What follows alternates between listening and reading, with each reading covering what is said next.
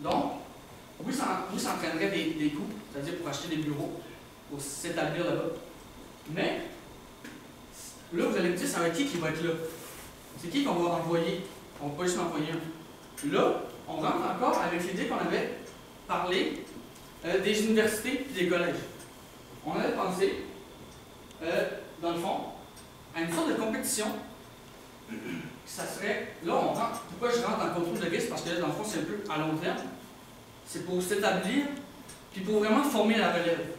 On a pensé à une compétition qui vraiment, dans le chemin qu'on avait choisi d'emprunter avec SMP, c'était vraiment la jeunesse et la haute gamme, la qualité du produit. Alors, en faisant une compétition, on pourrait déterminer et trouver les meilleurs jeunes. Ceux, dans le fond, les gagnants pourraient, ce serait une possibilité d'avoir, excusez-moi, d'avoir une possibilité d'emploi à Bécomo, dans le nouveau bureau qui est établi là-bas. Ça serait une possibilité. Peut-être un stage, puis en même temps, le proton que vous avez délégué, lui, il a de l'expérience. C'est pour ça qu'on parle d'intégration des gagnants et de formation surtout. C'est sûr qu'au début, ça prendrait un petit peu de temps. Mais si c'est du monde qui sont intéressés, qui s'inscrivent à cette compétition-là, c'est parce qu'ils savent c'est quoi les prix, ils savent que ça peut entraîner puis donner un pouce, des ouvertures dans ce marché-là. C'est des personnes qui s'inscriveraient là, du monde qui s'inscrivrait là, ce serait du monde qui ont le désir de travailler dans ce domaine-là. Puis, avoir la chance d'être formé par quelqu'un qui a de l'expérience, puis qui a le goût justement de former les jeunes, puis de mettre l'avant les jeunes, ça serait une belle opportunité pour ces jeunes-là justement. Puis oui, Bécomo, c'est un petit peu un plus petit marché que celui de Montréal, celui de Québec. Donc, c'est pourquoi il y aurait ça serait moins grave s'ils font des erreurs. Parce qu'ils sont là pour apprendre, mais en même temps, ça leur donne une grosse expérience de travail directement en sortant de l'université. Par exemple, il y aurait déjà un emploi, puisqu'ils ont réussi à gagner une compétition qui serait ouverte à tout le monde, mais ce serait surtout des personnes qui seraient intéressées par un emploi dans ce domaine, qui seraient intéressées de se faire aussi former par quelqu'un qui connaît ça et qui a de l'expérience. Donc, ça revient encore avec le chemin qu'on avait dit de prendre, c'est-à-dire de mettre l'accent sur la jeunesse et sur la qualité, puisque c'est les meilleurs qui vont être là. Ça va être les meilleurs des jeunes. C'est ça qu'on veut mettre l'accent, les meilleurs des jeunes. Puis aussi, pour terminer, mettons, un petit appui dans le temps, peut-être on pourrait commencer déjà dans la prochaine année, commencer à faire des compétitions, commencer à en parler dans les universités, dans les collèges. La première édition, c'est sûr que peut-être il y aurait moins de personnes, mais à force de voir, j'aimerais ça pour travailler SMP, comment je ferais pour entrer, il y a une compétition, peut-être que ça pourrait voir si j'aime ça. Si je gagne, ce serait cool, j'aurais un stage avec moi, avec quelqu'un qui s'y connaît dans le domaine, puis peut-être même un emploi à long terme s'il réussit, puis s'il aime ça, puis si vous le trouvez bon, c'est sûr qu'il y a toujours des évaluations à faire. Là. S'ils ne font pas l'affaire, c'est sûr qu'il y en a d'autres qui peuvent les remplacer en plus. Là. Il va avoir, moi, nous n'avons aucune inquiétude à avoir sur le fait que ces compétitions-là pourraient avoir une énorme popularité. Puisqu'on sait que SMP est très populaire et qu'il y a beaucoup de monde qui va s'en aller en événementiel, puis en organisation d'événements, puis en gestion, même ça pourrait être du monde en marketing. On pourrait trouver des nouveaux directeurs de marketing, des nouveaux directeurs de communication. Alors, oui, dans les 2 prochaines années, peut-être qu'en niveau d'expertise, si on sépare ça Montréal, Bécomo, il y aurait une petite faille au niveau de Bécomo qui aurait moins d'expérience, qui serait moins qualifié, si on peut dire, puisqu'ils sortent tout juste de l'université. Mais après les avoir établis, après 2, 3, 4, 5 ans, ça serait facile de voir qu'on n'aurait plus besoin de changer les personnes de place, de les faire voyager, puisqu'on a des bons, on a des performants dans les 2 places. On a des performants à Bécomo, on n'a plus besoin de dire j'ai un gros événement qui s'en vient à Bécomo, la fête de Bécomo. On va envoyer quelqu'un qui est bon en marketing, qui est à Montréal, parce qu'à Bécomo, et on a tout envoyé eux autres qu'on avait moins confiance. Ça va faire équilibrer le niveau d'expertise entre les deux succursales, si on peut dire ça. La succursale à Bécomo, puis les personnes qui sont plus dans la région métropolitaine de Montréal. Donc, à force, après quelques années, ça serait facile de dire que le niveau d'expertise serait égalisé. Donc c'est pour ça qu'on pense que ce serait une bonne idée d'établir un Bécomo. Donc concrètement, le fait d'amener des compétitions dans chacune des 3 régions pourrait permettre en fait de trouver une certaine relève. On a constaté un certain regain en fait de demande d'emploi à Bécomo. Donc le fait de faire des compétitions de la sorte pourrait amener en fait une possibilité aux jeunes de Bécomo en fait de faire partie de SMP ou de la troupe en fait qui ne formerait juste un pardon.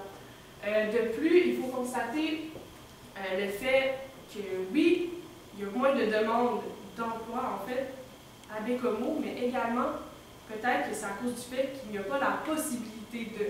Donc en amenant des compétitions de la sorte, ça vient justement montrer une alternative aux jeunes qui n'ont pas nécessairement de conservatoire en musique là-bas ou quelque chose qui pourrait amener l'engouement en fait pour l'événementiel et pour la musique. Donc, en amenant des compétitions de la sorte, on amène l'engouement, on amène la qualité, mais également la diversité. Pour conclure, l'union de ces 2 entreprises, ça permet d'unir les forces, puis au final de renforcer ce qui existe déjà, puis ça permet aussi de compenser pour les failles qui étaient là, les failles que SMP et la troupe Showbiz avaient. Par exemple, le projet de la compétition, ça permet au final de régler aux problèmes de ressources humaines, notamment. C'est aussi relié à l'identité de SMP, la jeunesse. On veut alimenter la jeunesse, on veut créer, ça propos de la créativité, de l'intérêt pour l'événementiel et tout ça. Puis ce qui est important à retenir, c'est qu'au final, c'est l'union qui fait la force. C'est ce qu'on avait à vous présenter. Merci.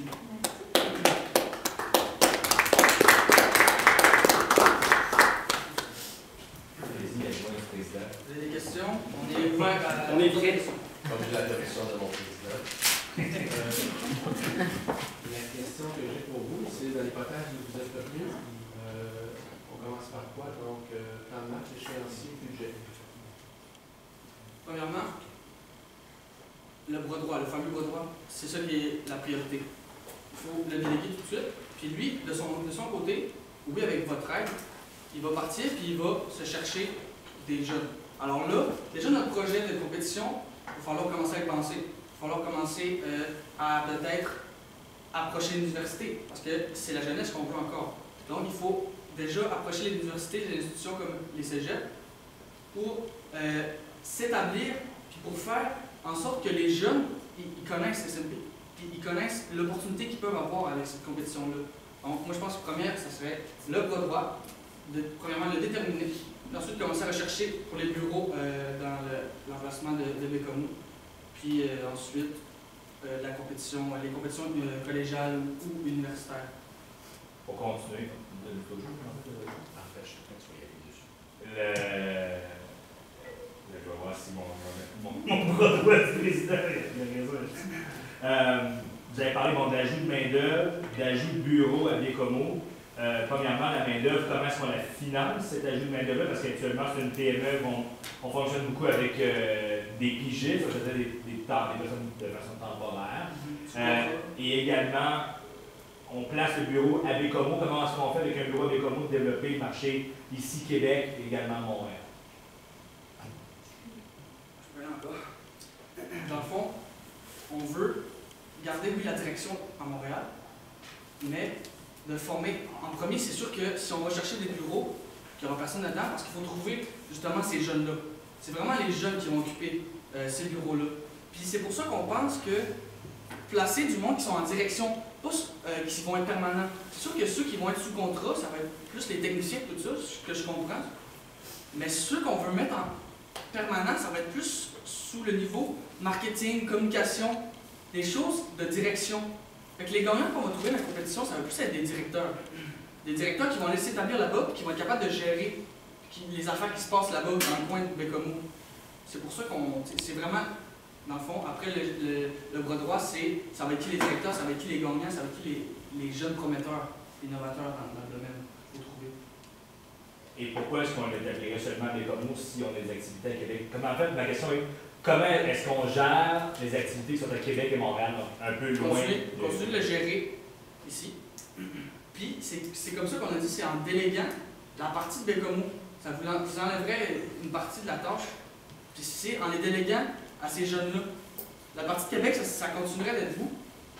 Puis il y a un autre associé, puis d'autres directeurs aussi, qu'on peut commencer à en parler aussi. Là. Mais c'est vraiment en déléguant la partie juste de Bécomo à des plus jeunes et à leur superviseur. C'est lui, vous allez avoir confiance en lui, c'est lui qui va vraiment gérer ce coin-là, qui va gérer leur formation puis leur développement. Mais la partie de Montréal-Québec, ça va être vous qui va continuer de la gérer à part entière. Puis on peut aussi, sous l'aide justement des compétitions, peut-être créer une certaine base à chacun des endroits. Donc si on réussit à Bécomo à trouver des jeunes qui sont prometteurs, parce qu'on sait qu'on en a déjà davantage à Québec et à Montréal, donc si à Bécomo on réussit à créer un engouement supplémentaire, en fait, ça va juste permettre de créer quelque chose de plus stable dans les trois régions, en fait. Puis si on réussit à avoir un certain nombre de personnes dans les trois endroits, oui, c'est sûr qu'il va y avoir encore des déplacements à exécuter pour les différents événements puisqu'ils changent toujours d'endroit, mais on va tout de même avoir une base stable sur laquelle on va pouvoir justement se fier, peu importe où est l'événement. Moi, ma question, c'est quand on a parlé de segmenter le marché, de se positionner, on a dit qu'on voudrait davantage se concentrer sur les gros événements. Je veux savoir c'est quoi votre position par rapport aux entreprises qui sont en croissance, ou est-ce qu'on va les accompagner quand ils sont tout petits, mais qu'on va grandir avec eux? Est-ce que c'est pas une porte qu'on se ferme en ne voulant pas aller vers ces petits événements-là qui vont devenir éventuellement des événements? Si on pense qu'on pourrait se faire des bons partenariats dans le futur avec ces petites entreprises-là qui sont en croissance, alors là, c'est une bonne idée peut-être de s'associer avec eux si on pense que dans le futur, justement, leurs petits événements deviendront gros. Alors là, c'est une autre option qu'on peut, oui, sans se fermer la porte des petits événements, mais si on pense que cette entreprise-là est en croissance, est en voie de devenir une grosse entreprise, puis est en voie de faire des événements d'une plus grosse envergure, alors là, c'est sûr qu'il faut les garder dans notre réseau de contacts puis dans nos associés. Donc, continuer peut-être à faire des événements pour les aider justement en même temps en les entraidant, parce que c'est nos futurs clients en même temps. Merci beaucoup.